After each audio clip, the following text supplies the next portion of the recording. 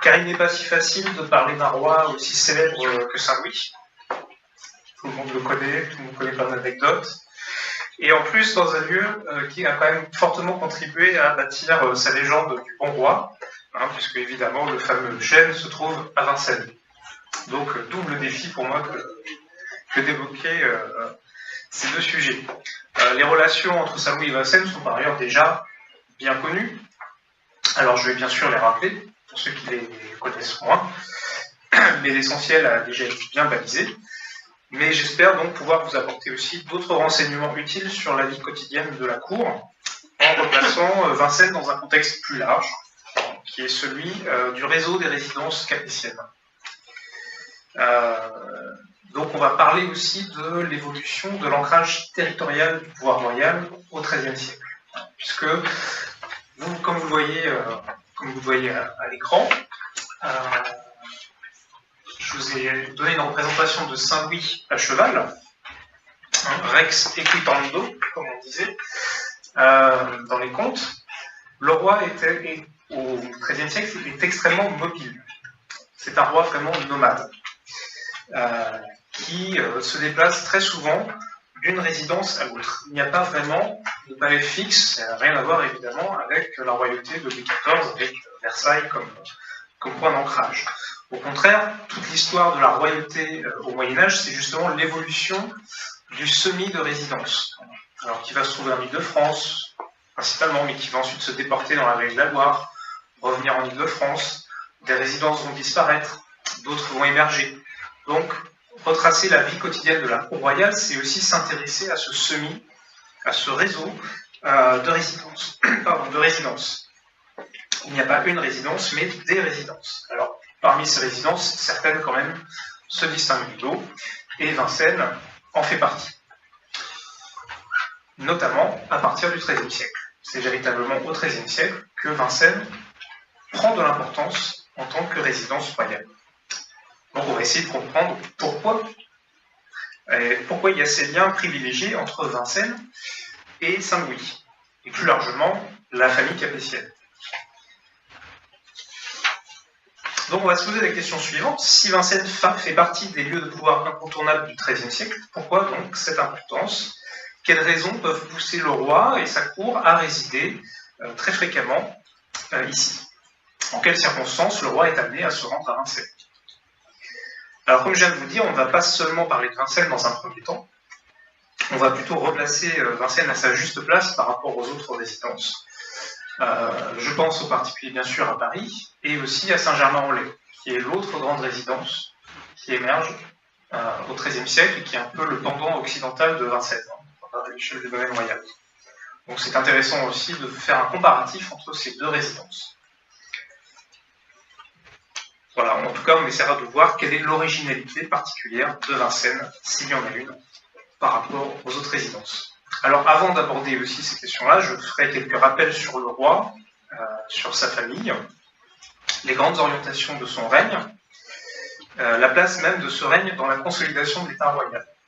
Parce que étudier aussi l'évolution de l'emprise de la royauté sur le territoire, c'est étudier aussi un peu la géopolitique, voir les terrains qui sont investis par la royauté, par la politique royale. Les itinéraires et les résidences, les choix d'itinéraires, les choix de résidence s'expliquent aussi par la politique menée par le souverain dans son royaume. Donc je rappellerai dans les grandes lignes, en tout cas, son règne. Et dans un deuxième temps, on se concentrera davantage sur les itinéraires en Île-de-France et ensuite sur la place de Vincennes, comme promis. Alors, comme je disais, Saint-Louis, c'est un roi légendaire. C'est un roi légendaire. Si je reviens sur cette première diapositive, vous le voyez représenté donc à cheval. Et pendant qu'il est à cheval, il est en train de réciter ses prières. Et vous voyez, il est vêtu comme un moine, avec une robe de bure, alors que c'est le roi. Il a déjà aussi son auréole de saint. Donc évidemment, on est sur une représentation postérieure au règne de Saint-Louis. On est ici plutôt dans les années 1330.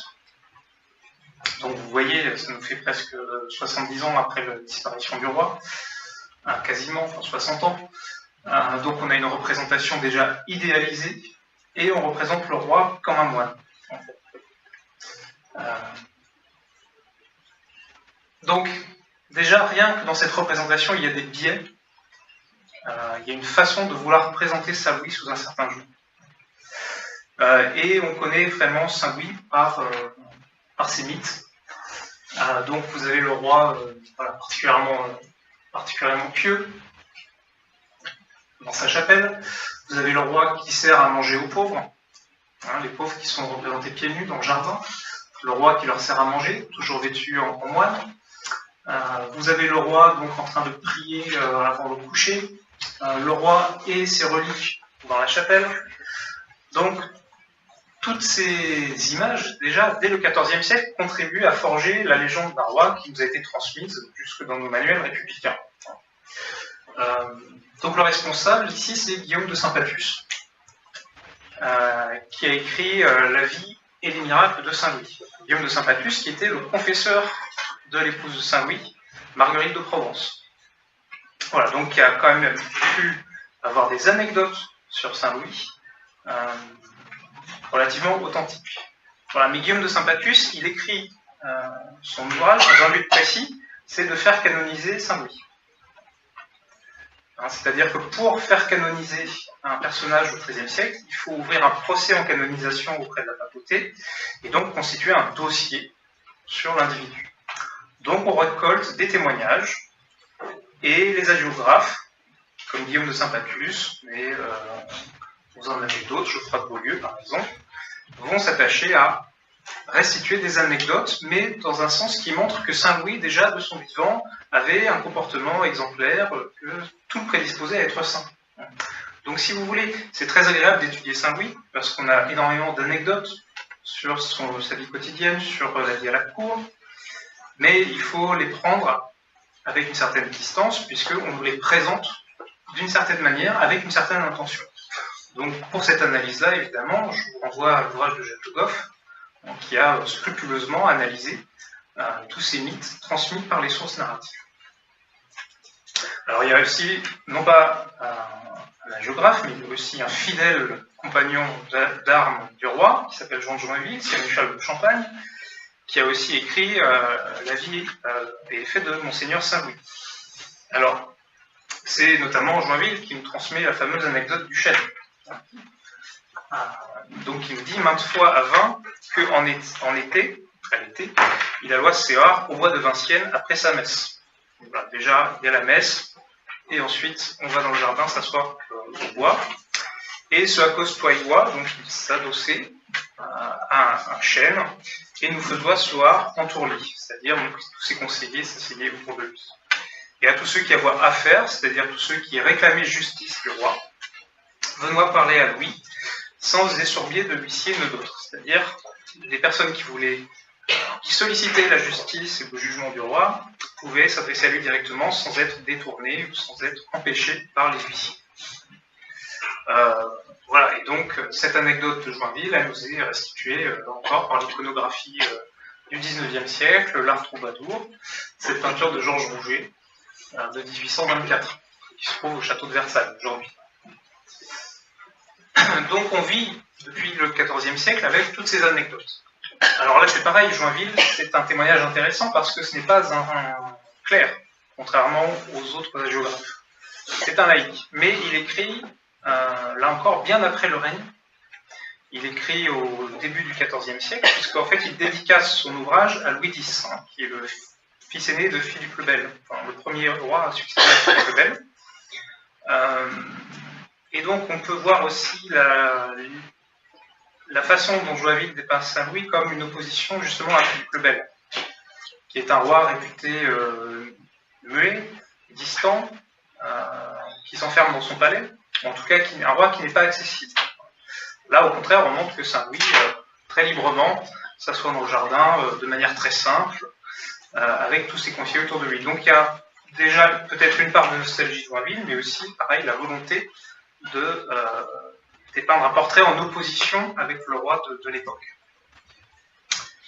Le même Joinville, d'ailleurs, peu après avoir parlé du chêne de Vincennes, dit « Je le vis qu'une fois en été, que pour délivrer sa gent, il venait au jardin de Paris. » Donc même circonstance qu'à Vincennes, le roi, dans le jardin de son palais, s'assied à même le sol, sur un tapis, avec ses conseillers autour de lui. Tout le peuple qui a voix à faire par devant lui, estoit entourli en estant, et lors il les faisait délivrer en la manière que je vous ai dit devant du bois de Vincennes. Donc c'est une habitude de Saint-Louis que de rencontrer les personnes qui ont besoin de sa justice dans les jardins de son palais à la belle saison. Voilà une autre peinture de Georges Rouget qui représente Saint-Louis, pardonnant à l'un de ses barons, Pierre Mauclerc, le duc de Bretagne, qui s'est révolté contre lui au début de son règne. Donc il faut voir que toutes ces anecdotes par lesquelles on connaît Saint-Louis, il faut les replacer dans ce contexte de canonisation du roi à la fin du XIIIe siècle, puisqu'il est canonisé en 1297 par Boniface VIII, sous le règne donc de Philippe le Bel. Cette canonisation de Saint-Louis par Boniface VIII est aussi un gage d'apaisement pour ses relations entre lui-même et le roi de France. Et puis cette canonisation, c'est aussi une volonté politique des Capétiens de compter un saint dans leur famille. Donc il y a aussi une instrumentalisation de la canonisation de Saint-Louis. Voilà ce que je voulais vous dire en préambule sur la légende du roi. On peut renvoyer bien sûr aux pages de Jacques Le Goff qui décrypte très bien toutes ces anecdotes qui nous sont transmises et qui essaie après coup de redessiner ce que pouvait être vraiment la vie du roi au XIIIe siècle. Alors, Saint-Louis donc devient roi très jeune, à l'âge de 12 ans, en 1226, et va régner assez longtemps, puisqu'il va décéder en 1270 à Tunis, comme vous le savez, qui consacre l'échec de sa deuxième croisade. Donc là, cette mort tragique du roi à Tunis et la débandade que représente cette 8e croisade, on lui avait par ailleurs déconseillé de mener. Joinville nous dit voilà, j'ai déconseillé au roi de la faire. Malgré cette fin donc un peu tragique, malgré cette débâcle pour les troupes croisées, il faut bien se rendre compte qu'à l'issue du règne de Saint-Louis, la royauté sort renforcée. C'est-à-dire que tout au long du règne, on assiste à un renforcement des fondements de la royauté. Et donc, c'est un grand contraste avec justement le début du règne. Puisqu'en fait, Saint-Louis devient roi prématurément, son père Louis VIII décédant accidentellement. Alors, on va parler un petit peu de cet héritage justement politique qui est transmis par ses prédécesseurs. Un héritage à la fois glorieux, mais en même temps fragile. Alors voici un petit arbre généalogique aussi pour vous replacer Saint-Louis, qui descend donc des Robertiens, qui étaient les comtes de Paris, avec Hugues Capet qui devient le premier roi de la dynastie. Et donc vous voyez que Saint-Louis est en fait le petit-fils de Philippe Auguste, et son père Louis VIII n'a régné en fait que 3 ans. Il meurt en fait d'une dysenterie en revenant du Languedoc, et donc il décède à Montpensier. Et donc évidemment cette mort prématurée fragilise la situation du pouvoir royal, puisque le roi est encore très jeune à ce moment-là. Et donc il faut désigner une régente, ou un régent. Et donc cette régente qui est désignée, c'est Blanche de Castille, ce qui est évidemment a été critiqué par les grands barons du royaume, puisque Blanche de Castille avait le double inconvénient d'être une femme et d'être une personne d'origine étrangère. Pourquoi ce choix? Alors que par ailleurs, Philippe Auguste avait eu un bâtard qui s'appelait Philippe Urpel, et qui était donc le demi-frère de Louis VIII, demi-oncle de Saint-Louis, et qui avait en soi plus de prétentions pour assurer cette régence du pouvoir royal. Bien là aussi, il faut voir que la désignation de Blanche de Castille comme régente est un coup en fait monté par les conseillers royaux. La petite équipe de clercs qui remonte déjà à l'époque de Philippe Auguste, en fait, s'arrange pour désigner Blanche de Castille. On n'est pas sûr que Louis VIII lui-même ait désigné Blanche de Castille comme régente du royaume. Mais donc, c'est l'équipe dirigeante, encore très resserrée, qui s'arrange pour désigner Blanche de Castille, et qui va donc l'entourer dans les tâches de gestion du royaume. Or, la situation est compliquée parce que les grands barons sont encore assez turbulents. On va parler un peu du règne de Philippe Auguste, qui a eu de lourdes conséquences géopolitiques, et ces conséquences sont encore importantes au début du règne.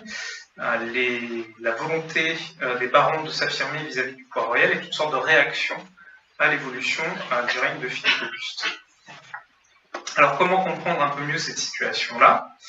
Voilà. Si on repart de l'ancrage territorial des Capétiens, des tout premiers Capétiens, on voit qu'au XIe siècle, à l'époque de Capet et de Robert le Pieux,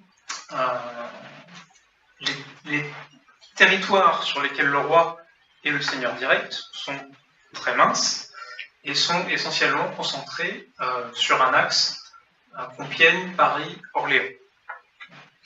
Donc pendant 2 siècles, on a une royauté capétienne qui va se circonscrire à cette région-là du domaine. Alors, ensuite, les Capétiens vont faire les acquisitions des terres adjacentes. Le domaine va s'étendre. Mais jusqu'au règne de Louis VII, la royauté va se trouver cantonnée à cette portion-là de territoire. Alors, dont elle va avoir une gestion très fine, dont elle va essayer de tirer le plus de revenus possible.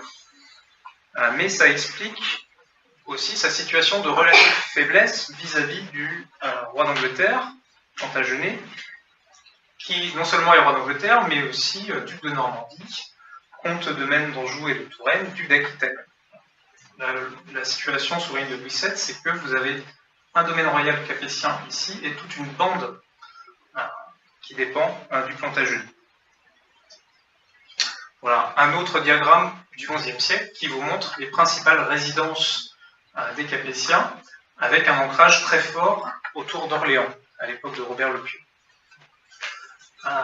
Ce que vous avez ici en violet, ce sont les résidences qui sont issues des fiscs et des domaines carolingiens. Ça, ce sont les résidences capétiennes. Donc on a un ancrage plutôt fort entre Paris et Orléans. Et comme je le disais, les choses évoluent. Cet ancrage territorial a tendance, au fur et à mesure, à se déplacer autour de la région parisienne, en même temps que le domaine royal va se consolider.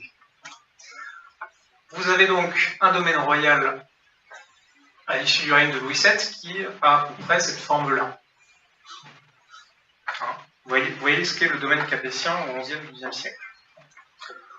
Donc cette royauté va optimiser la gestion de ce territoire, mais elle se retrouve prisonnière d'une large bande ici, qui est détenue par le roi d'Angleterre, et puis vous avez aussi le comté de Champagne, également à l'est du domaine. Comte de Blois et de Champagne, c'est-à-dire que le comte de Champagne, à un moment, est à la fois présent à l'est, mais aussi à l'ouest du domaine royal. Alors, évidemment, le domaine royal va considérablement se dilater suite aux batailles menées par Philippe Auguste. Le grand moment, c'est l'année 1204. C'est le moment où Philippe Auguste décide de confisquer des terres à Jean sans Terre. C'est-à-dire que Philippe Auguste convoque Jean sans Terre à sa cour pour le juger, puisque Jean sans Terre a en fait enlevé Isabelle Taillefer d'Angoulême, qui était promise à Hugues de Lusignan, qui était un des vassaux de Jean sans Terre. Et donc Philippe Auguste, pour ça, va le convoquer à la cour, et puis Jean sans Terre refuse.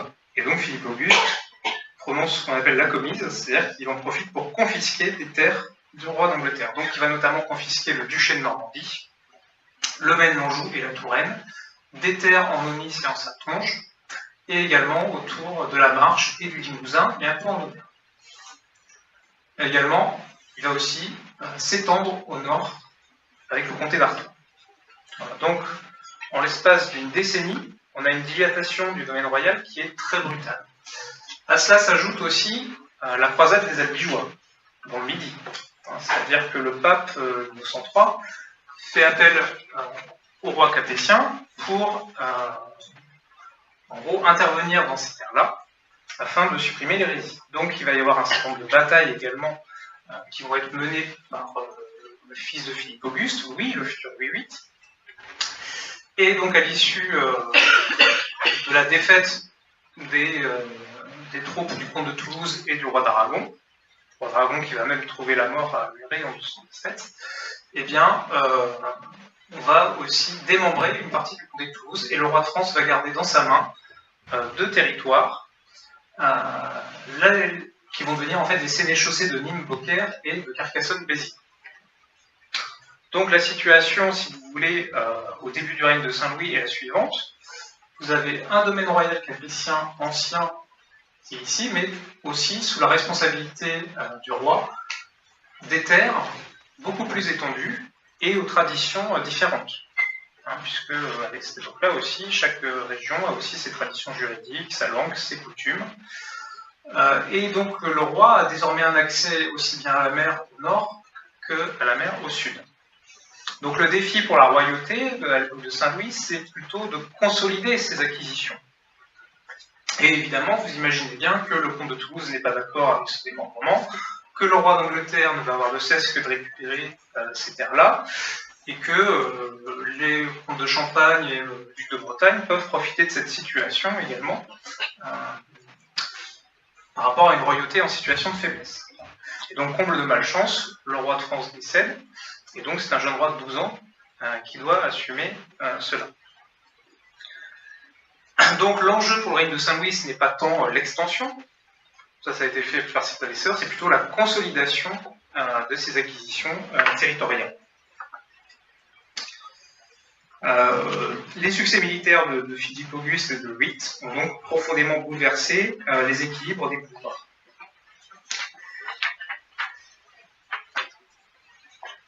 Alors, le défi pour l'administration royale est aussi de taille. C'est-à-dire que vous avez une administration royale qui, pendant 2 siècles, a été habituée à gérer ce petit territoire et qui, tout d'un coup, doit faire en sorte que la fidélité, en cas de ces terres-là, au roi de France demeure.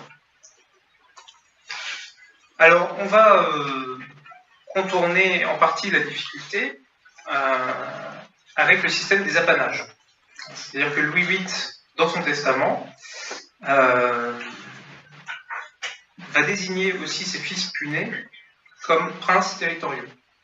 C'est-à-dire que les acquisitions de l'époque de Philippe Auguste vont être réparties entre les différents enfants royaux. Donc pas seulement le roi de France, mais aussi ses frères. Notamment le frère qui vient juste après Saint-Louis, Robert, va être apanagé de l'Artois. Alphonse, comte de Poitiers, va hériter en quelque sorte du Poitou, des terres limousines et des terres d'Auvergne. Enfin, le dernier frère, Charles, va devenir comte d'Anjou.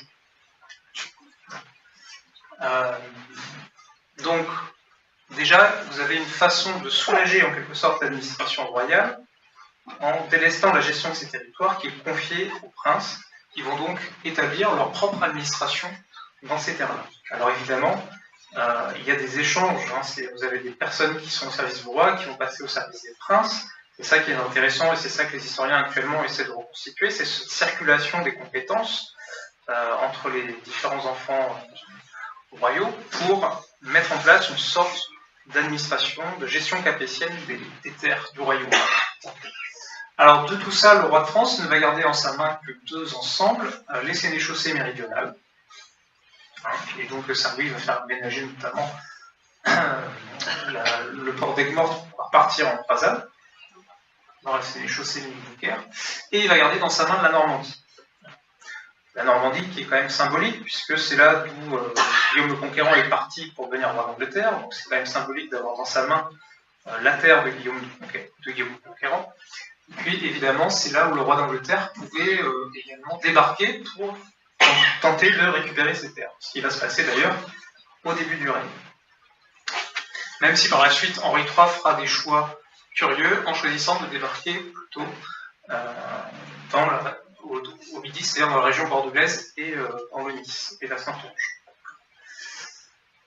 Donc, si vous voulez, jusqu'au début des années 1240, le roi de France doit faire face à des conflits militaires avec les grands barons. Conflits militaires qui vont donc dans l'ensemble trouver une solution.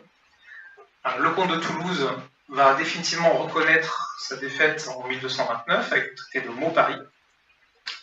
Et le roi d'Angleterre, lui, sera battu à Taillebourg en 1242. Et ça va sonner la fin des incursions anglaises dans le royaume, en tout cas dans le domaine royal, avec la signature d'un traité de paix à Paris en 1259. En 1258, Saint-Louis va signer aussi un autre traité de paix avec le roi d'Aragon, qui va définitivement stabiliser la situation héritée de Philippe Auguste et de Louis VIII.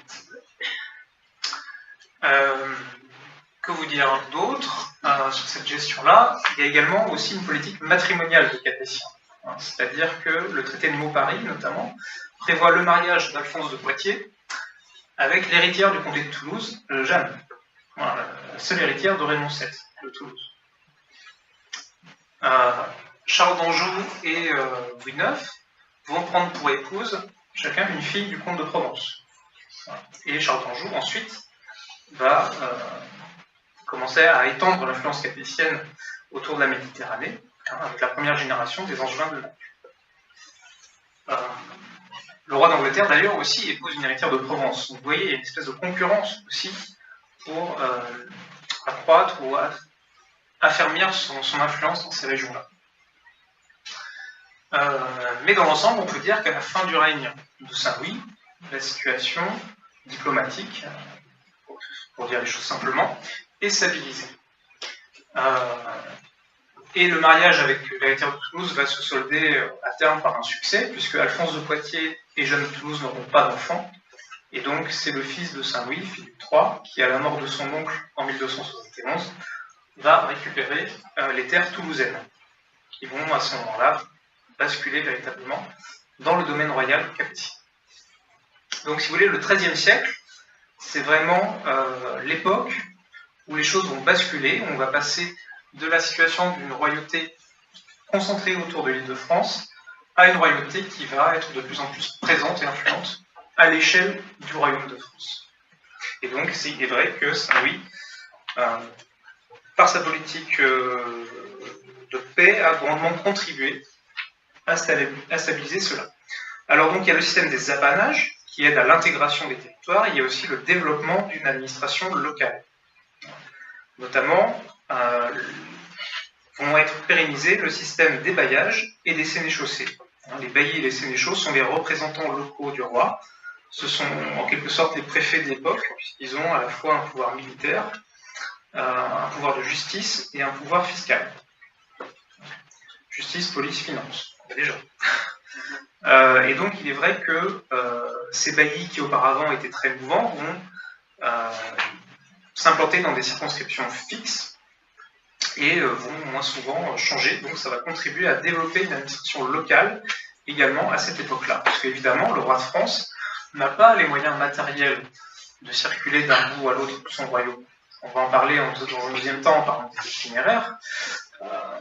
La présence de Saint-Louis hors de son domaine reste encore exceptionnelle. Donc il faut des relais locaux. Ces relais locaux, ce sont les baillis et les sénéchaux.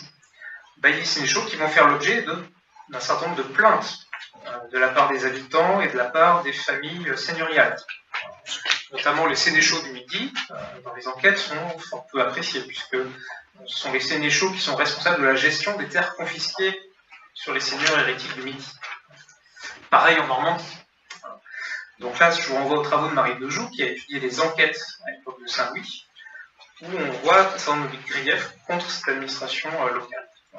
D'où le fait aussi que Saint-Louis, à son retour de Brazal, en 1254, va prendre va produire un certain nombre d'ordonnances, y compris donc l'ordonnance de réformation du royaume, qui rappelle en quelque sorte les principes de probité auxquels sont soumis ces représentants. Voilà, Saint-Louis accorde une grande importance à ce que peuvent dire ou faire ceux qui le représentent localement. Donc, si vous voulez, pour finir de brosser à grands traits les orientations du règne, vous avez vraiment une charnière importante qui est la première croisade du règne, qui va s'étendre de 1248 à 1254. Saint-Louis décide de se croiser et de partir en Palestine et en Égypte après être tombé gravement malade en 1244. C'est une façon de rendre grâce au fait qu'il ait survécu à une grave maladie en 1244. Et il va être très marqué aussi par l'échec de cette croisade, à tel point donc qu'il va vouloir en faire une deuxième qui lui sera fatale. Mais à son retour de la première croisade en 1254, la production de la chancellerie royale va s'accroître, c'est-à-dire qu'on a l'impression que l'activité gouvernementale augmente, parce qu'on a plus de documents, et puis on a tout un certain nombre d'ordonnances, qui sont en quelque sorte des textes à portée générale sur le royaume, qui sont prises par le roi. Donc une ordonnance sur les mœurs et la réforme de l'administration, une ordonnance sur les monnaies. Le roi de France réaffirme sa monnaie au détriment des monnaies seigneuriales locales. Donc on a la reprise en main aussi de la royauté sur des sujets vraiment régaliens à la toute fin du règne. Donc on a l'impression d'une royauté qui est plus assurée à la fin du règne qu'au début. Et en même temps vont se développer également, après la première croisade, un certain nombre d'institutions centrales qui vont être appelées à une grande pérennité. C'est le cas notamment du Parlement et de la Chambre des comptes. Donc le règne de Saint-Louis est aussi important pour tout ce qui commence à établir dans la deuxième moitié de son règne et qui va s'avérer particulièrement pérenne. Donc voilà un petit peu ce que je voulais vous dire sur les acquis importants de son règne, les moments importants de son règne. Et puis à présent, donc, on va maintenant parler de l'exercice quotidien du pouvoir, du cadre matériel dans lequel le pouvoir royal s'exerce.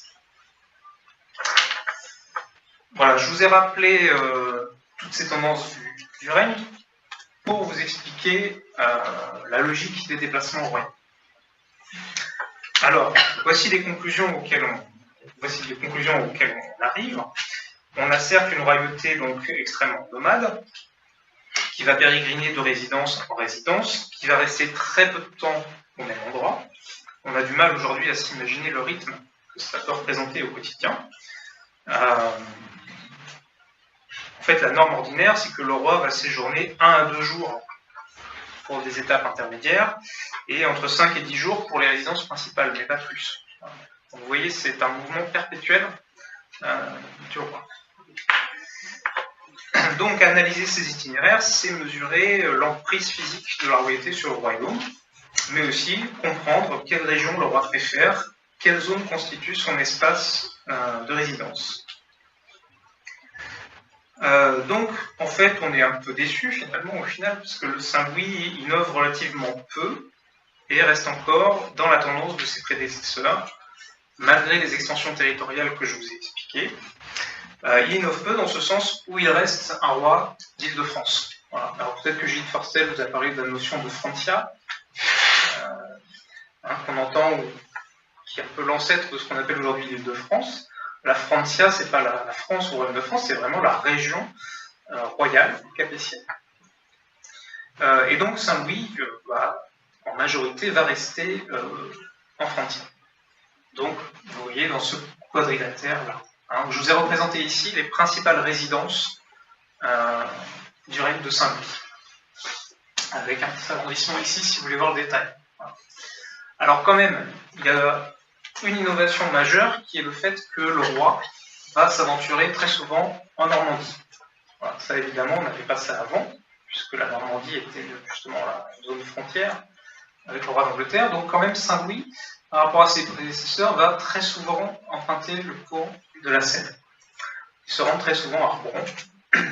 Et on voit qu'il y a une véritable politique royale d'implantation de fidèles dans cette région-là. C'est-à-dire non seulement le roi y va souvent, mais également l'archevêque de Rouen est un fidèle parmi les fidèles, le Drigo, l'évêque d'Évreux également. Et puis on voit que toutes les familles d'Île-de-France, un certain nombre de familles d'Île-de-France qui sont fidèles aux Capétiens, obtiennent des territoires en Normandie. Et puis Saint-Louis, au retour de sa première croisade, va faire à 2 reprises le tour complet du duché de Normandie. Donc ça, c'est peut-être le changement principal par rapport aux habitudes d'itinérance de ses prédécesseurs. Alors, les autres changements que l'on peut résumer, c'est l'essor de certaines résidences au détriment d'autres. Alors, les 2 résidences qui vont connaître une importance croissante, c'est Vincennes et Saint-Germain-en-Laye. La présence du roi à Saint-Germain-en-Laye peut s'expliquer par le souhait qu'il a de circuler fréquemment le long de la Seine jusqu'à Rouen. Saint-Germain-en-Laye représente une étape incontournable pour aller ici. Donc on pourrait dire que les raisons de l'essor de Saint-Germain-en-Laye sont peut-être plus géopolitiques, tandis que l'essor de Vincennes, lui, pour le coup, s'explique peut-être par d'autres raisons. D'une part, Vincennes est plus proche de Paris que Saint-Germain-en-Laye, c'est plus facile d'accès. Et puis c'est pareil, tout comme Saint-Germain représente un passage incontournable pour aller à l'ouest, et bien Vincennes représente un passage incontournable dès lors que le roi souhaite se rendre au sud de son domaine ou plus vers l'est, voire même jusqu'en Champagne. Et puis Vincennes, j'y reviendrai en conclusion, offre sans doute un certain nombre d'agréments que le roi ne va pas trouver à Paris.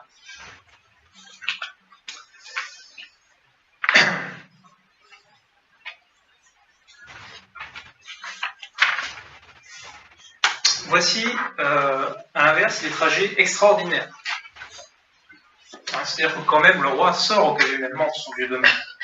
Mais ça reste un pantouflard, comme m'a dit un jour mon professeur de diplomatique, Olivier Guejanin, il m'a dit Saint-Louis c'est un pantouflard finalement, il reste en Île-de-France. Oui, c'est vrai. Il sort hors de son domaine pour des raisons très précises. Alors bien sûr, des raisons militaires. On retrouve ici en rouge les itinéraires qui sont liés aux batailles militaires que mène le roi contre le roi d'Angleterre, notamment, ou contre le comte de Champagne, au début de son règne. Donc là, on est plutôt dans les années 1230 et 1240. Les autres raisons qui nous poussent à aller assez loin, ce sont des motifs plutôt spirituels, notamment les pèlerinages. Saint-Louis va effectuer plusieurs pèlerinages, notamment celui de Rocamadour en 1244, une fois qu'il est guéri de sa maladie. Il va aussi se rendre à Pontigny, dans les terres à la limite de la Champagne et de la Bourgogne. Et puis, au retour de la croisade, il va également faire un pèlerinage au Mont-Saint-Michel, ce qui motive aussi la première tournée du duché de Normandie. Et puis, bien sûr, il y a les départs en croisade, forcément. Donc, vous avez ici représenté en vert les trajets empruntés par Saint-Louis lorsqu'il décide de partir en croisade à 2 reprises. Donc, on voit que là, on va plutôt suivre le cours du Rhône, après être passé donc par la Bourgogne. Et évidemment, Vincennes est un passage obligé sur cet itinéraire. Alors souvent, j'ai pu dire, voilà, le roi part de Vincennes pour partir en croisade, je dirais qu'il y passe, puisqu'en fait le mouvement est tellement perpétuel, on va dire que j'ai un point de départ fixe. Ça fait partie de mon étape incontournable pour ensuite me rendre au sud de mon royaume. Voilà. Et vous avez aussi le trajet de retour de la première croisade qui est différent, puisque là on va traverser l'Auvergne, ce qui va être l'occasion là aussi de visiter encore des sanctuaires. C'est-à-dire que vous avez un roi qui est très motivé pour visiter les hauts lieux spirituels de son royaume. Donc les itinéraires sont aussi le résultat de cette spiritualité. Voilà, en dehors de ça, eh bien, donc, on va rester cantonné à cette région d'Île-de-France. Alors vous allez me dire, mais comment est-ce qu'on peut savoir où est le roi? Comment fait-on? Alors, c'est ce que disait M. Gafour en introduction, eh bien, ce sont les sources de la pratique qui nous aident à recenser les itinéraires et les trajets de Saint-Louis. Alors, la source majeure pour le règne de Saint-Louis, ce sont les actes royaux. Les actes royaux, ce sont ces documents écrits qui sont produits par la chancellerie royale. Alors, lorsque le roi prend une décision, lorsque le roi fait une donation, lorsque le roi donne un ordre à un officier local, lorsque le roi confirme une donation, eh bien, tout cela est sanctionné par un document écrit qui est rédigé donc par les équipes de la chancellerie. La chancellerie qui est dirigée à cette époque-là par un garde des Sceaux, un chancelier, et qui est entouré de clercs qui maîtrisent parfaitement l'écriture et qui connaissent par cœur les formules qui servent à introduire les décisions royales. Donc là aussi, on peut rentrer dans les détails, vous avez pas mal de formulaires différents selon la nature de la décision. Donc vous avez ici des actes très différents, des actes très solennels, comme celui que vous voyez à droite, qui est un diplôme, qui sanctionne une décision à caractère perpétuel. Puis à l'inverse, vous avez des actes comme celui qui est en bas à gauche, qui sont très courants, très modestes, ce qu'on appelle les mandements, qui sont en fait des petits ordres directs qui sont donnés aux agents locaux. Alors, l'intérêt de ces actes, c'est que, à la fin, vous avez la mention du lieu où est donné l'acte. Voilà, donc là, par exemple, vous avez ici Actum, Apud, Sanctum, Germanum in Leia. Donc donné à Saint-Germain-en-Laye. Alors, je vous promets, après, je vais vous en montrer avec un seul.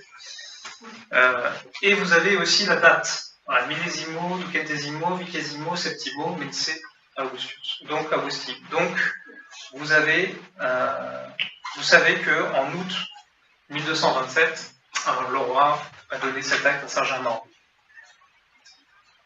Voilà, alors il en donne aussi à Vincennes, hein, bien sûr, il en donne même beaucoup. Donc ça c'était ce que je vous avais envoyé pour l'illustration de la conférence.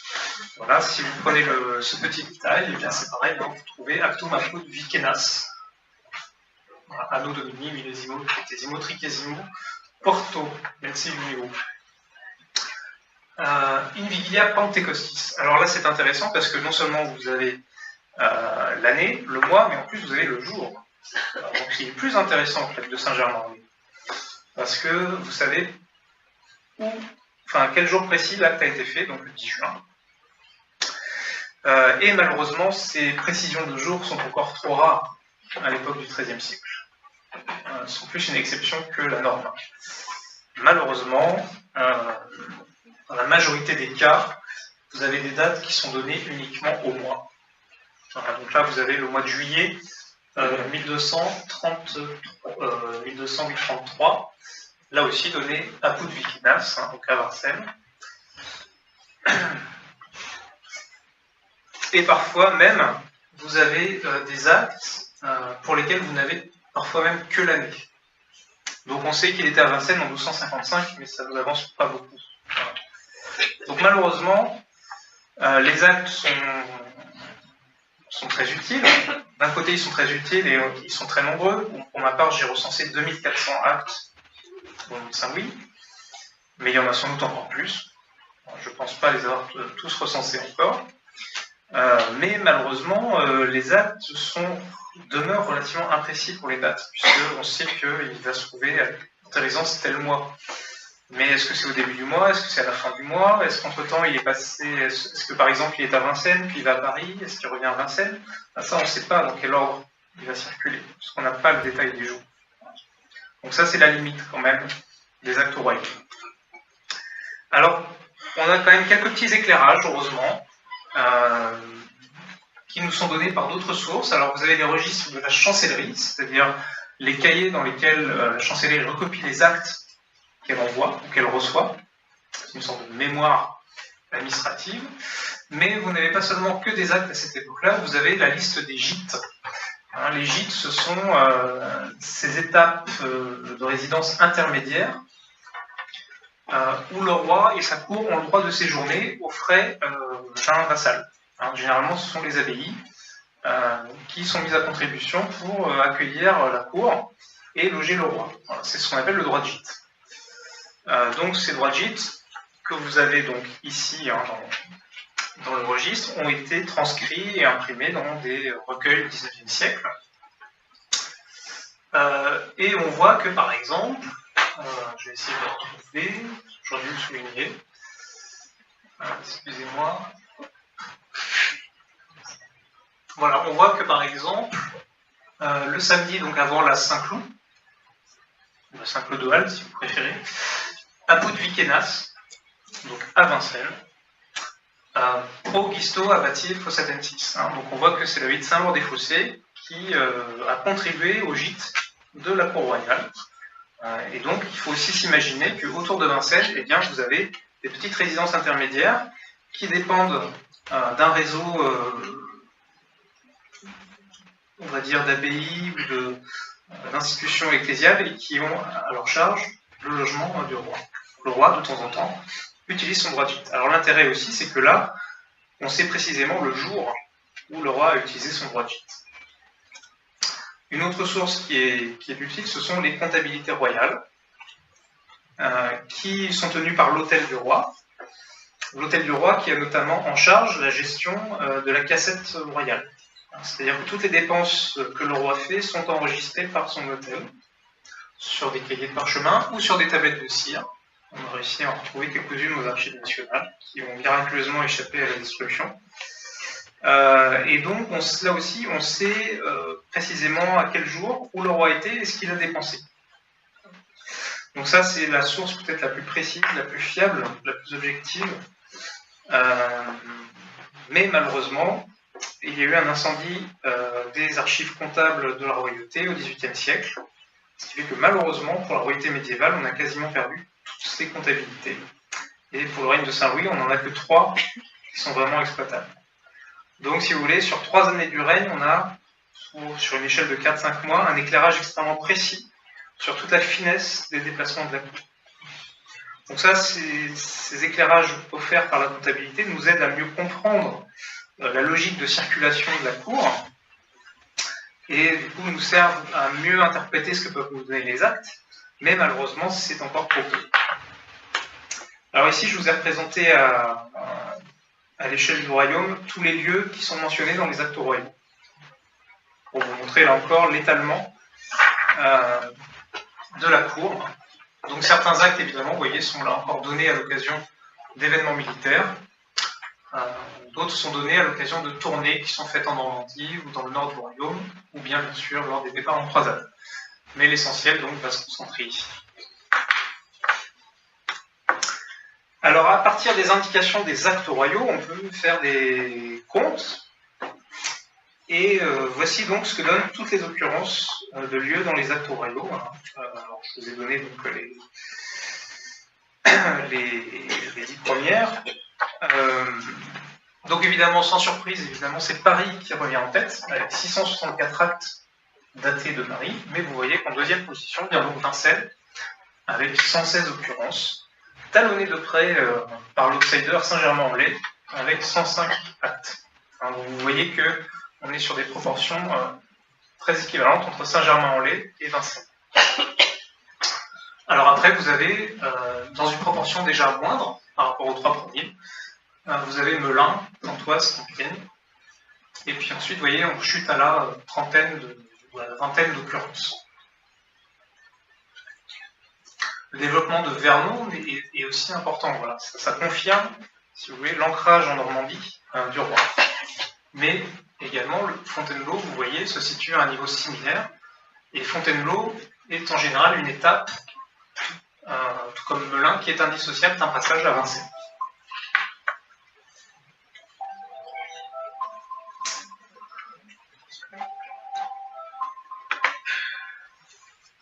Alors, voici une petite vidéo qui vous montre, qui représente en fait, d'un point de vue chronologique, l'affichage des zones qui sont fréquentées par le roi. Alors, vous voyez, là on est dans les années 1230, donc ça va vous représenter d'un point de vue chronologique les mentions des résidences royales dans les actes royaux. Donc évidemment, plus le roi est présent dans une région, plus cette région est rouge. Forcément, s'il y a une densité qui est représentée par la couleur.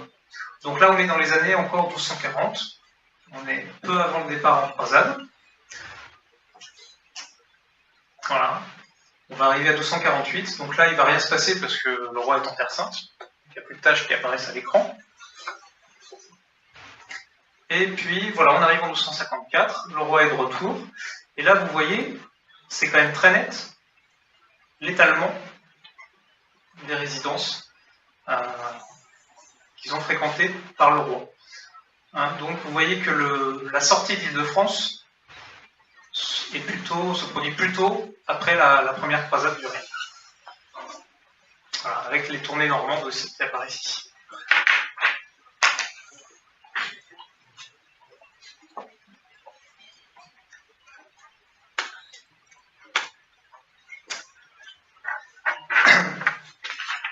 Alors parlons maintenant davantage de Vincennes, puisqu'on voit qu'avec 116 occurrences de Vincennes, vous êtes en deuxième position. Alors Vincennes est bien sûr une résidence qui existe déjà au début du règne de Saint-Louis, mais qui est encore assez récente. Voilà. Donc là j'ai pris une capture de la carte de Cassini pour représenter la proximité quand même de Vincennes par rapport à Paris, avec donc le château ici, puis l'importance aussi du bois de Vincennes. C'est vrai qu'il est difficile de parler de Vincennes sans parler de Paris, il est difficile de parler de Vincennes sans parler de son bois.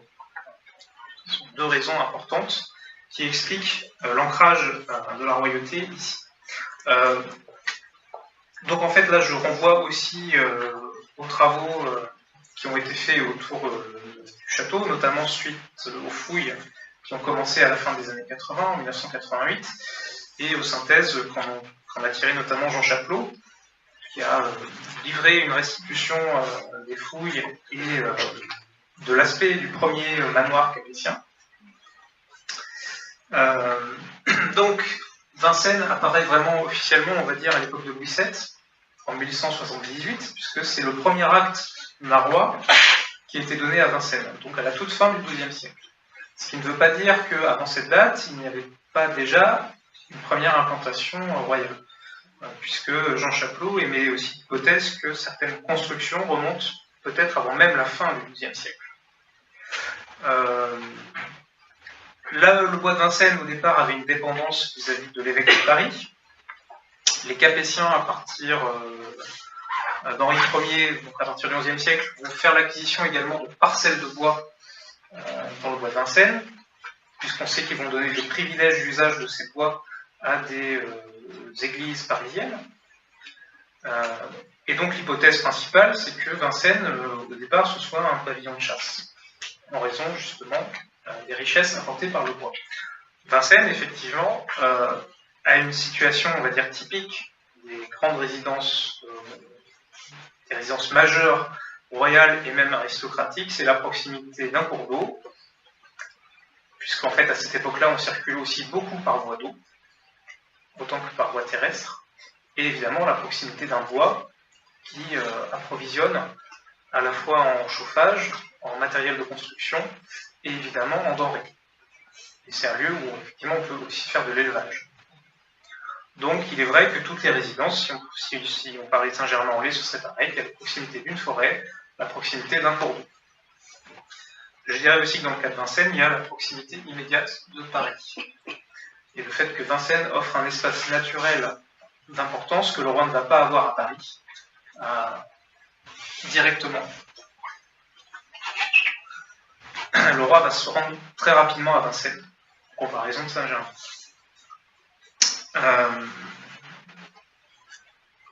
Alors il est vrai aussi qu'on a souvent parlé de l'intérêt des rois pour la chasse. Voilà, même si dans le cas de Saint-Louis, c'est pas forcément vrai. Saint-Louis n'était pas un grand adepte de la chasse. Mais c'est vrai que voilà, il faut envisager plutôt le bois comme un vivier naturel.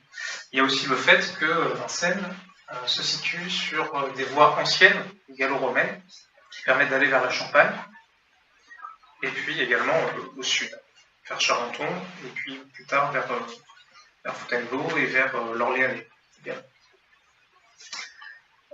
Donc il y a aussi un recentrage de la famille royale autour de Paris. Je vous renvoie à l'article de Robert-Henri Gauthier, qui a fait un article Quand et comment Paris devint capitale. Donc il est vrai que la présence des rois capétiens à Paris va s'accroître au détriment de l'Orléanais, comme c'était le cas au XIe siècle. Et donc en même temps que le roi de France est de plus en plus présent à Paris, eh bien, on voit un regain d'intérêt pour le bois de Vincennes, notamment à partir de Philippe Auguste, ou les privilèges d'usage de la forêt qui avaient été accordés par ses prédécesseurs de façon abolies, et que le roi va se mettre à protéger la forêt. Notamment, Philippe Auguste va ériger un grand mur autour de la forêt pour la protéger et faciliter son développement et aussi limiter les intrusions dans le bois. Donc reprise des parcelles, aménagement aussi d'un parc sous Louis VII, implantation d'un couvent de grands montins dans le bois de Vincennes aussi à l'époque de Louis VII. Sans doute aussi, cette implantation de grands montins peut s'expliquer par la nécessité d'avoir un pôle religieux à proximité d'un séjour royal, donc le fameux pavillon de chasse. Donc il y a tout un ensemble de signes qui montrent qu'on a un gain d'intérêt des Capétiens pour cette partie-là de leur domaine. Alors ensuite, c'est difficile quand même de parler de l'aménagement du site de Vincennes parce que malheureusement, les sources écrites sont assez peu nombreuses. Et si on compare à Saint-Germain, on a plus d'indications sur les aménagements de Saint-Germain par Saint-Louis que pour Vincennes. On suppose en tout cas qu'il y a eu des travaux à l'époque de Philippe Auguste pour remanier le pavillon de chasse en manoir. Le terme de manoir aussi est intéressant. On ne parle pas de palais, on ne parle pas de château, on parle de manoir. Et le manoir fait plutôt référence à une demeure aristocratique plutôt rurale, une sorte de maison de campagne en quelque sorte, plus qu'un palais proprement dit. Néanmoins, si on lit les conclusions des fouilles archéologiques, on voit quand même que, bien qu'il s'agisse d'un manoir, il y avait quand même une qualité dans l'appareil et une qualité dans la construction qui démontre que c'était quand même une résidence qui avait une certaine importance. Et le fait que l'on donne des actes à Vincennes montre que le roi va y séjourner un certain temps. Si vous analysez en fait les actes les lieux que l'on trouve dans les actes, on voit que le roi ne donne jamais des actes, très rarement donne des actes dans des petites résidences intermédiaires. Il donne toujours des actes dans des résidences où il va rester plusieurs jours. Donc c'est un signe de l'importance que prend Vincennes à la fin du XIIe siècle, et qui va donc continuer à en prendre sous Saint-Louis. Alors si l'on reparle des itinéraires qui concernent Vincennes, voilà, comme je vous le disais, on a des comptabilités qui nous permettent de découvrir finement les déplacements du roi. Donc là, vous avez notamment une partie de l'année 1234 qui est précisément décrite par le comte de l'Hôtel de 1234. Voilà. Donc on sait par le comte de l'Hôtel que donc au mois d'avril, il est passé par Montargis au Nemours-Fontainebleau pour arriver jusqu'au 19-21 à Saint-Germain-en-Laye. Donc c'est ce qu'on a représenté ici, en fait, c'est un trajet au retour du Berry, en fait. Le roi a séjourné dans le Berry en février, et donc en mars, il remonte à nouveau vers Paris via ce trajet-là. Voilà, et donc ensuite Vincennes va vraiment apparaître au mois d'avril.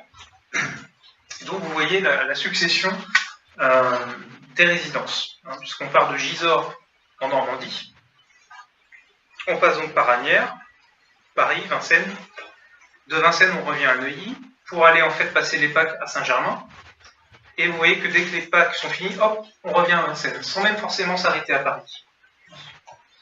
Donc vous voyez qu'il y a également un facteur à prendre en compte, c'est les fêtes religieuses.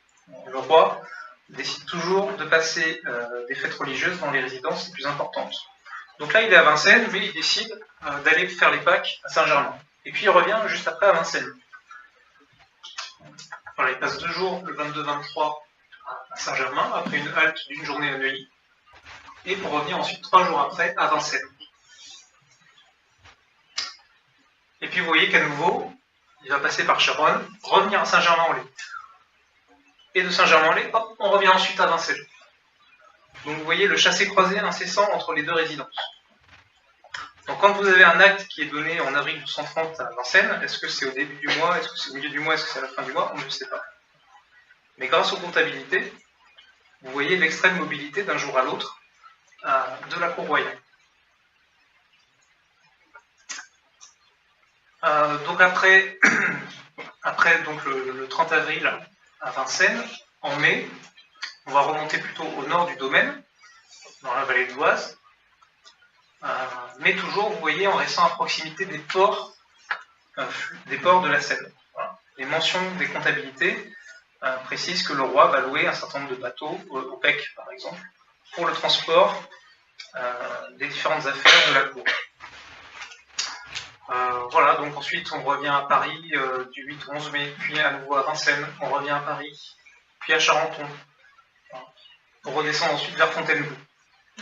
Donc vous voyez que par rapport à ça... Excusez-moi, en bas et à droite, il y avait Sens, oui. Le 27 mai. Est-ce que c'était sur Marianne ou pas? Alors, en fait, oui, c'est ça. Effectivement. Hop. Voilà, Sens, 27-28. Et puis à nouveau, vous voyez, on remonte à nouveau sur Vincennes. Donc vous voyez que Vincennes est toujours l'étape incontournable dès lors que l'on va dans la région de Fontainebleau ou que l'on va plus aller vers ici. Et vous voyez la fréquence des passages à Vincennes par rapport aux autres résidences. Alors il y a un autre itinéraire qui est intéressant, c'est l'itinéraire de 1239, qui est aussi précis grâce à nouveau aux comptabilités. En mai, disons qu'à nouveau, on revient de Fontainebleau pour passer à Melun, et ensuite, vous voyez toujours le cours d'eau. Depuis donc, Paris, on va faire le tour par le nord du domaine, Asnières, Beaumont, Pontoise, passage à Saint-Germain, embarquement au PEC, et depuis le PEC, à nouveau, on va suivre le cours de la Seine et remonter enfin jusqu'à Vincennes.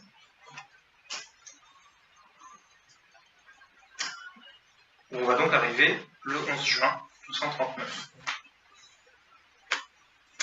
Et ensuite, alors on ne voit pas très bien sur celui-ci, je vais passer à la suivante.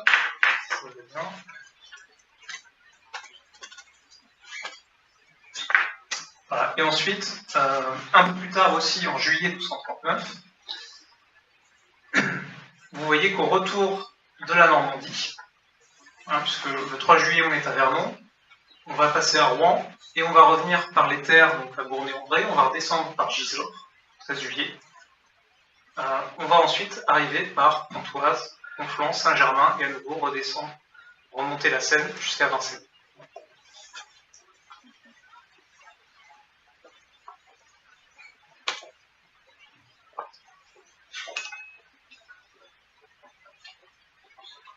Donc voici quelques exemples d'itinéraires, en tout cas, qui vous montrent pourquoi Vincennes est aussi fréquemment emprunté.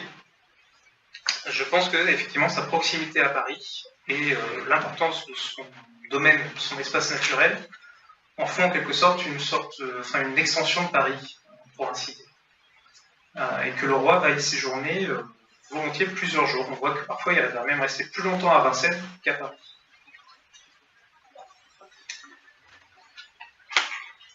Alors le rôle de Saint-Louis, alors il y a eu d'autres événements importants du règne qu'on rattache à Vincennes. Vous en avez parlé du mariage, effectivement, c'est à Sens. Il y a aussi le passage où le roi récupère les reliques qu'il a achetées auprès de l'empereur de Constantinople. Donc là, à nouveau, le roi va se rendre à Villeneuve-l'Archevêque, et donc là aussi, il va passer par Vincennes. Il va récupérer les reliques, revenir et à nouveau faire une halte à Vincennes à ce moment-là, avec ses frères.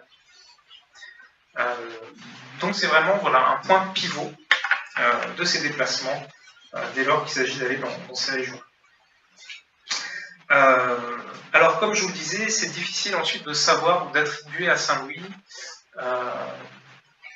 certains aménagements du manoir capétien. En tout cas, c'est ce qu'explique Jean Chapelot. On n'a pas vraiment de sources qui permettent de confirmer de manière certaine. On a tendance à lui attribuer 3 grands aménagements du manoir. Manoir ancien que l'on peut essayer de reconstituer grâce au plan de Levaux de 1654. Donc vous voyez ici ce manoir de forme quadrangulaire, d'environ 10 mètres de chaque côté, avec des ailes qui font à peu près 7 mètres de large, autour d'une cour centrale dans laquelle se trouvait une fontaine qui était alimentée en eau depuis Montreuil. représentation aussi qu'on peut essayer de restituer à travers des gravures anciennes. Je renvoie ici à la reconstitution qu'en propose Jean Chapelot, dans cette illustration que vous trouvez dans son ouvrage, illustration de Jean-Pierre Golvin, avec donc une proposition de restitution de l'ancien manoir capétien, qui ressemblait à ça. Sachant qu'ici, on a la Sainte-Chapelle et la construction de Charles V. Donc on a tendance à attribuer à Saint-Louis plusieurs choses. L'aménagement d'une tour à l'un des angles du quadrilatère, l'aménagement d'une chapelle. Alors ça c'est vrai, on a un acte de Saint-Louis qui fonde une chapelle dans le manoir de Saint-Germain, mais l'hypothèse de son emplacement est là aussi assez discutée. Est-ce que cette chapelle pouvait se trouver à distance du quadrilatère, ou est-ce qu'au contraire elle se trouvait intégrée dans ce quadrilatère? Jean Chapelot a tendance à penser que c'est le cas, c'est-à-dire qu'elle est vraiment intégrée dans le quadrilatère. Donc là, on est dans un cas de figure différent de ce qu'on a à Saint-Germain-en-Laye ou à Paris, où clairement le roi a fait construire des saintes chapelles à côté du lieu de résidence. Donc là, Vincennes se distingue en cela de Paris, de Saint-Germain. Et on a tendance aussi à attribuer à l'époque de Saint-Louis l'aménagement de la salle, de ce qu'on appelait l'aula, c'est-à-dire la salle de l'Assemblée, la salle publique, où se réunissait la cour. On a tendance donc à attribuer ces trois aménagements à Saint-Louis, mais là encore, sans forcément beaucoup de certitude. En tout cas, on peut quand même dire que Vincennes a tout d'une grande résidence, parce que vous trouvez le triptyque défini en fait par les archéologues, où vous avez en fait trois pôles. Vous avez l'aula, qui est la salle de l'Assemblée, la salle publique dans laquelle le roi va recevoir les audiences, dans laquelle vous allez avoir les sessions de certaines assemblées royales. La caméra, qui elle représente l'espace intime du roi, ce qu'on appelle la chambre, qui est généralement isolée par rapport à l'aula, ou qui est plus en hauteur. Et puis vous avez le pôle religieux avec la capella, la chapelle. Donc on voit que très clairement, à Vincennes, bien sûr, on a un lieu de résidence pour le roi, mais on a aussi une aula et une capella, ce qui montre le développement de Vincennes comme résidence principale à part entière, avec l'aménagement de ces trois pôles que vous ne trouvez pas forcément dans toutes les résidences. Vous avez ici différentes scènes qui illustrent ces espaces. Voilà, l'aula, espace de repas, espace de jugement, la capella, espace de recueillement, et la caméra, espace intime du roi. Il faut savoir aussi que à cette époque-là, la curia regis, qu'on appelle donc la cour du roi, va s'étoffer. C'est-à-dire qu'on passe d'une situation où, des 11e, 12e siècle, où vous avez une curia regis qui est identifiée comme le lieu de gouvernement, lieu où le roi prend son conseil, lieu où le roi juge, lieu où le roi tient ses comptes, eh bien, vous allez avoir des fonctions qui vont s'individualiser en différentes institutions. La première, c'est le Parlement, qui est la chambre de jugement, c'est-à-dire que le roi, au fur et à mesure qu'il accroît son influence sur le royaume, n'a de cesse que de faire reconnaître sa justice comme le dernier échelon. Si vous voulez, vous pouviez être jugé dans une justice locale, de prévôté ou de sénéchaussée, mais vous pouviez faire appel, et le plus haut niveau d'appel, c'était la justice royale. Donc au fur et à mesure que le roi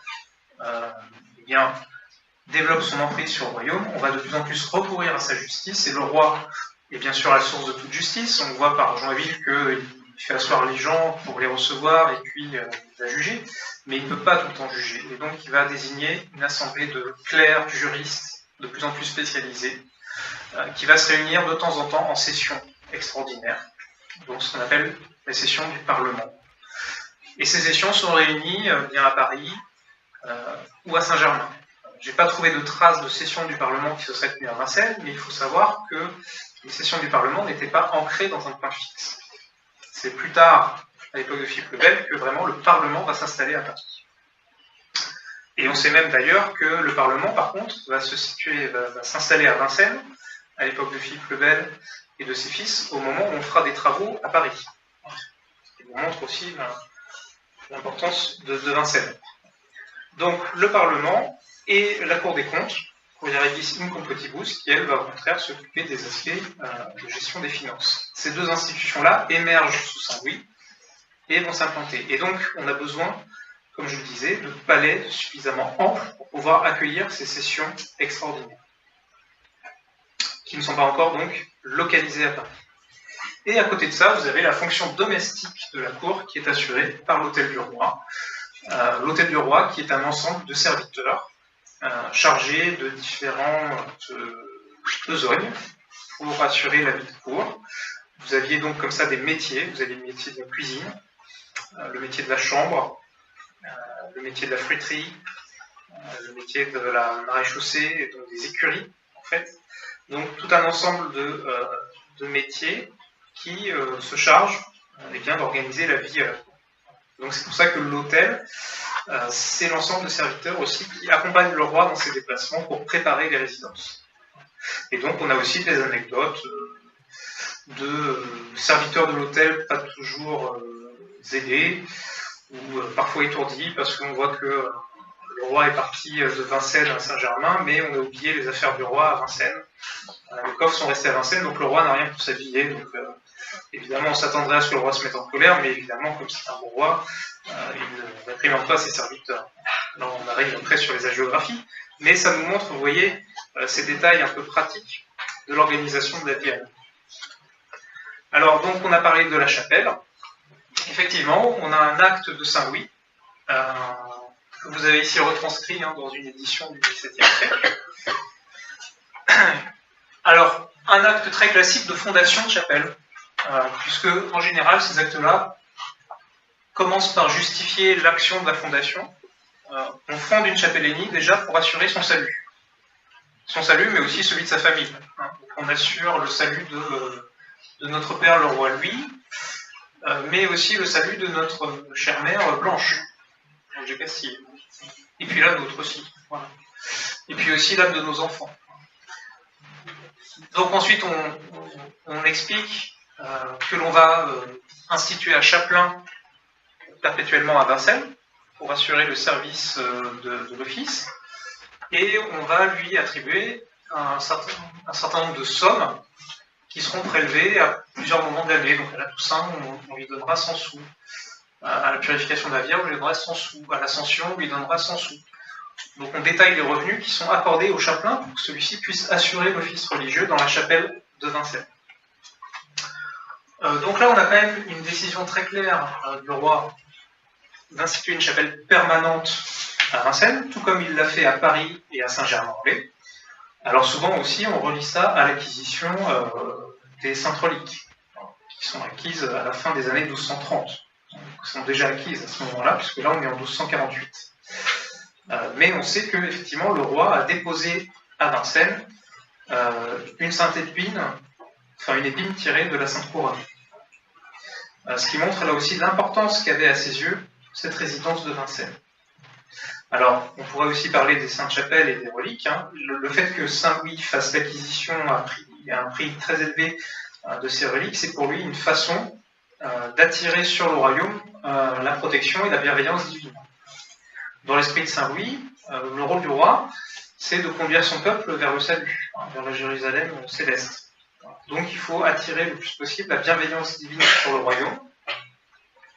Et donc ça passe par des fondations pieuses, chapelles, mais aussi hôpitaux de charité, et donations faites à ceux qui font les offices, qui servent les offices.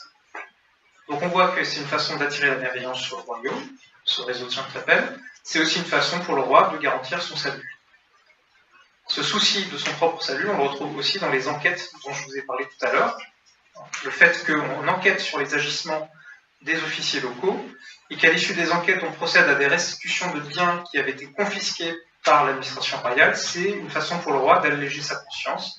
C'est-à-dire, il ne veut pas, avant de partir, avoir des biens qui seraient mal acquis sur autrui. Donc on voit aussi que l'action politique est conditionnée aussi par la quête de salut spirituel. Et donc, la fondation d'une chapellenie, l'acquisition de saintes reliques, fait aussi partie de cette logique-là. Alors c'est vrai que je vous ai beaucoup parlé de Saint-Louis, mais on sait aussi que Vincennes était prisé par les autres membres de la famille royale, notamment par Alphonse de Poitiers, qui était l'un des frères de Saint-Louis. On sait que, notamment je renvoie aux études de Gaël Chenard, qui a fait sa thèse sur l'administration d'Alphonse de Poitiers. Alphonse de Poitiers, bien qu'il fût apanagé du Poitou, du Toulousain, résidait très souvent dans l'Île-de-France. Et donc il résidait à Vincennes. Et d'ailleurs, Gaël Chenard a montré, en comparant avec les propres relevés, que Alphonse de Poitiers ne résidait pas forcément au même endroit que son frère. Qu'il interprète peut-être comme un signe de brouille entre les deux frères. Mais en tout cas, on sait que également les autres princes capétiens pouvaient passer à Vincennes. Et ici, vous avez en fait un acte de Saint-Louis qui va confirmer un acte d'Alphonse. Voilà, oui, Alphonsus comitis pictavensis est Tolosani, et Jeanne, son épouse, Ius Uxor. En fait, on voit que Alphonse de Poitiers et son épouse Jeanne ont effectué un certain nombre de donations pour des abbayes du Midi, mais que l'acte d'Alphonse de Poitiers a été donné, là aussi, à Put-Vicenas. Donc on a bien ici une preuve de la présence des autres princes capétiens à Vincennes. Et cette présence des Capétiens à Vincennes ne va donc faire que s'accroître après la règne de Saint-Louis. Il va y avoir d'autres événements majeurs dans la vie de la famille royale. Le mariage de Philippe III avec Marie de Brabant, le fils de Saint-Louis, va se marier à Vincennes.